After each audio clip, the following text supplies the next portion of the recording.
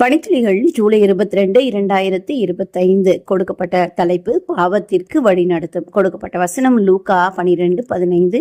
பின்பு அவர் அவர்களை நோக்கி, பொருளாசையை குறித்து எச்சரிக்கையாயிருங்கள், ஏனெனில் ஒருவனுக்கு எவ்வளவு திரளான ஆஸ்தி இருந்தாலும் அது அவனுக்கு சிவன் அல்ல என்றார். மனிதன் போதுமென்ற மனதுடனே வாழ கற்றுக்கொள்ள வேண்டும் என்று வேதம் சொல்லுகிறது. அளவுக்கு மேல ஆசைப்பட்டு மனிதன் பாவத்துல விழுவதை நாம் பார்த்து கொண்டுதான் இருக்கிறோம். அவரவருக்கு தேவன் அளந்தபடியே சந்தோஷமா ஜீவிக்க வேண்டும். அதை மீறுகின்ற போது பின் விளைவுகள் மோசமாயிருக்குமா.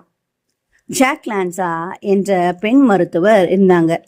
அவங்க சிறந்த அறுவை சிகிச்சை நிபுணர். வழக்கமா வாரத்திற்கு 3 நாட்கள் மட்டும் அறுவை சிகிச்சை முடிச்சிட்டு அடுத்த 3 நாட்கள் ஒரு கௌரவமுள்ள கிளப்ல கால்ஃப் மற்றும் டென்னிஸ் விளையாடுவாங்களாம். ஞாயிற்றுக்கிழமைகள்ல ஆட்டோமொபைல் காட்சிகள்ல கலந்து கொண்டு கார் பந்தயம் இல்லாட்டி படகு சவாரி செய்வாங்களாம்.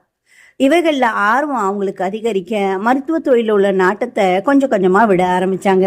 இப்படி மனம் போன போக்குல சிறந்த ரேஸ் காரு மற்றும் சவாலான படகு சவாரி போன்றவைகள்ல அதிக ஈடுபாட்டுடன் களம் இறங்கினாங்களாம். அதிக லோன் வாங்கி கடனாளி ஆனாங்க. கோர்ட்ல வழக்கம் இவங்க மேல பதியப்பட்டு இக்கட்டான நிலைமைக்கு தள்ளப்பட்டாங்களாம். ஒரு சிறந்த மருத்துவர் அதை விட்டுட்டு மனம் போன போக்குல போய் சிரமத்துக்கு உள்ளானாங்க. மேலும் சிலர் அவர் நன்றாக படித்து பட்டம் பெற்றவர் என்று சொல்றாங்க. ஆனா பார்க்கும்போது பணம் நமக்கு எப்படி வந்தாலும் பரவாயில்லை, எப்படியாவது பணத்தை சம்பாதிச்சணும்னு நினைக்கிறாங்க. அவங்களுக்கு போதும் என்ற மனசே வரமாட்டேங்குது. 1 தீமோத்தேயு 6:8. உண்ணவும் ஒடுக்கவும் நமக்கு உண்டாயிருந்தால் அது போதும் என்று இருக்க கடவுள்னு வேதம் சொல்லுகிறது போல, உண்ணவும் உடுக்கவும் இருந்தால் போதும் என்றும், ஐஸ்வர்யவானாக விரும்புகிறவர்கள் சோதனையிலும் கண்ணியிலும் மதுக்கேடும் சேதமும் பல வழிகளில் இச்சைகளிலும் விழுகிறாங்கன்னு சொல்லப்படுகிறது. தேவ பிள்ளைகள் எப்படி இருக்க வேண்டுமா?